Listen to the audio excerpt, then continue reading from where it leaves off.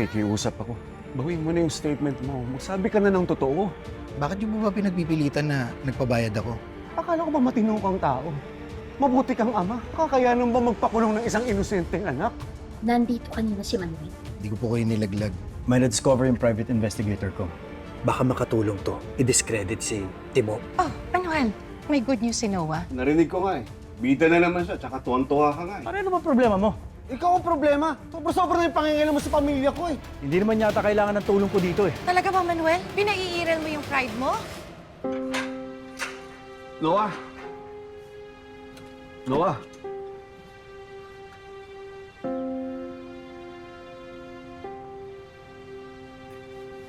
Bakit? Pasensya ka na kung minasama ko yung pagtulong mo. Emosyonal lang kasi ako eh. Galit dahil hindi naging maganda yung pag-uusap namin ni Timo eh.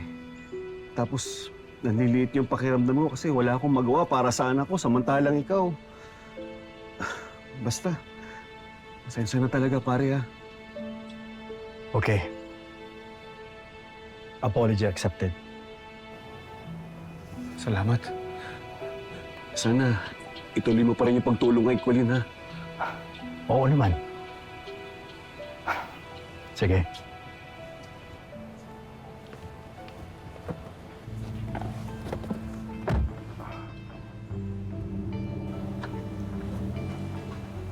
Anak, pasensya na. Okay lang yun, Tay. Naintindihan naman kita eh. Sa susunod kasi, huwag mo nang pairalin yung emosyon mo. Hmm?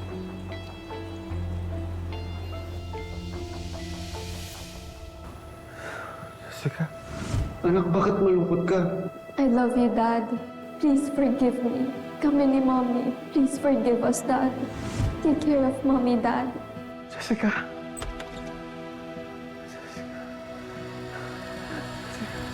Manuel, Jessica. Manuel. Nanaginip ka na naman.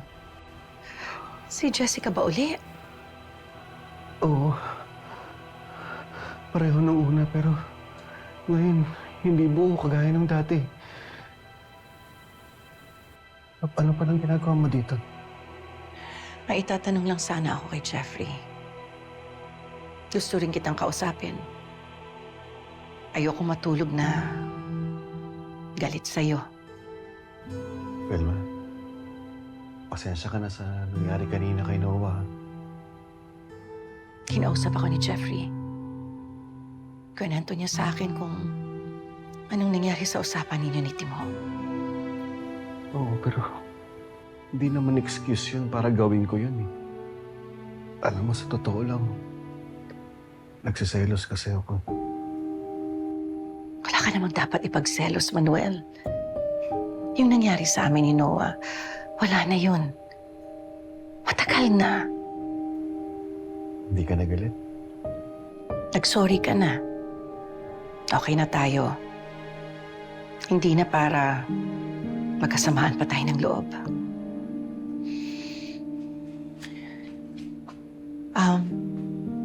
Siya nga pala.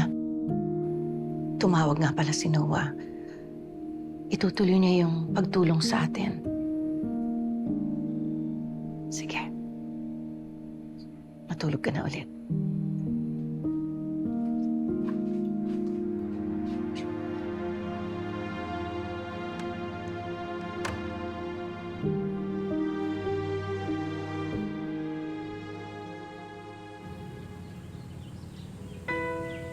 Anak, maraming salamat ha.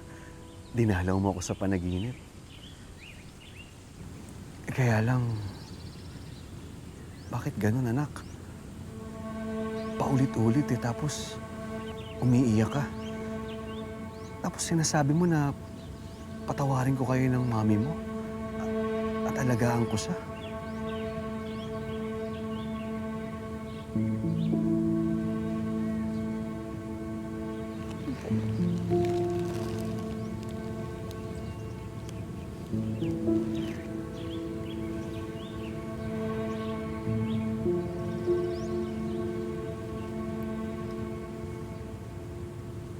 Araw-araw kong dinadalaw si Jessica.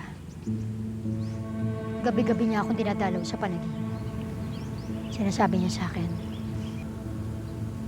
everything will be fine. Lagi ka rin daw niyang dinadalaw at pinapakiusapan na sana patawarin mo na ako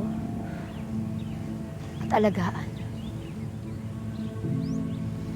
Yun din ang panaginip mo? Oo, Manuel. Iyak siya ng iyak. Kaya pagising ko, iyak din ako ng iyak. Bakit, Manuel? Dinadalaw ka rin ba sa panaginip ni Jessica? Sinabi rin niya ba sa'yo yung last wish niya? Anong last wish? Ang sabi ng anak natin, magbalikan na raw tayo. Buuin natin ulit ang pamilya natin kahit wala na siya. Hindi niya yung sinabi sa panaginip ko. At hindi niya yung sasabihin!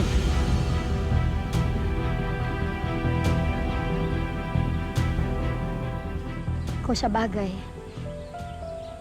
panaginip lang naman yun. Hindi naman ako umaasang paniniwalaan mo.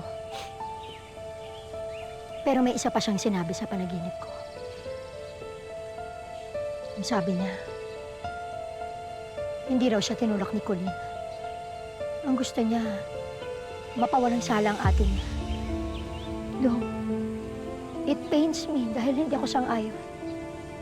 Naniniwala ako na tinulak ni Colleen si Jessica. Di ba may testigo pa nga? Na binayaran mo para magsinungaling! Manuel, ako ba naman? Malinis ang konsensya ko. Wala akong kinalaman sa statement ni Timo. Pero, kaya ko siyang kumbinsihin. Kaya kong kumbinsihin si Timo para mapawalang sala si Colleen at matupad ang hiling ni Jessica. Kumbinsihin? Ha? Kumbinsihin? Sabihin mo, kaya mo siyang bayaran para magsinungaling ulit? Well, ano ba? Bito, nasasaktan ako! Ano ka ba, Manuel? Makinig ka muna, pwede ba? Kaya kong kumbinsihin si Timo sa pamamagitan ng asawa niya si Diana. Hindi ba, Hazel? Tama na! Samang-sawa na ako sa sinungalingan mo eh! Sinusubukan kitang tulungan, Manuel. Pwede ba makinig ka? Noong araw na sumuko si Timo, sinugod ko siya at yung asawa niya. Gusto ko silang saktan at idamay sa galit ko.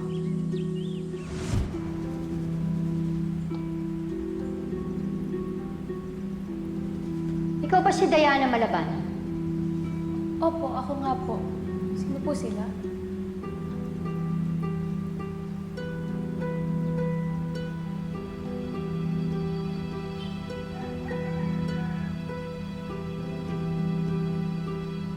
Ako si Hazel.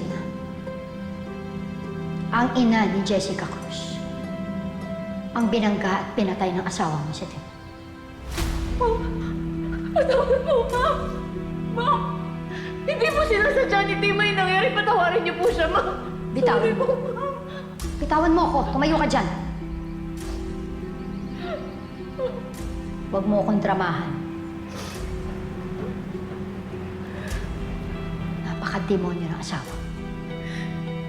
Pinatay niya ang nag-iisa kong anak, si Jessica. Ma'am, maawa po kayo sa bibi ko, ma'am. Huwag kang mag-alala. Hindi ko sasaktan ang baby mo. Ikaw lang.